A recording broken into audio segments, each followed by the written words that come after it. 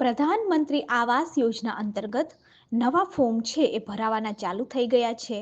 આની અંદર આપણે વાત કરીએ તો સુરતની અંદર પ્રધાનમંત્રી આવાસ યોજના અંતર્ગત 1380 જેટલા મકાન માટે અત્યારે ફોર્મ છે એ ભરાવાના ચાલુ થયા છે. આના માટે આપણે વાત કરીએ તો 5.5 લાખ રૂપિયા છે એ ઘરની કિંમત છે અને 100 રૂપિયાનું જે ફોર્મ છે એ તમને કોટક મહિન્દ્રાની જે બેંકની શાખા છે ત્યાંથી મળી રહેશે.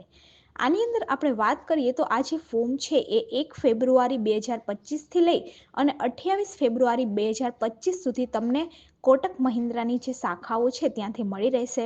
આનો ડિટેલ્સની અંદર વિડીયો આપણે આપણી ચેનલ ગવર્મેન્ટ સાથી ઉપર મૂકેલો છે.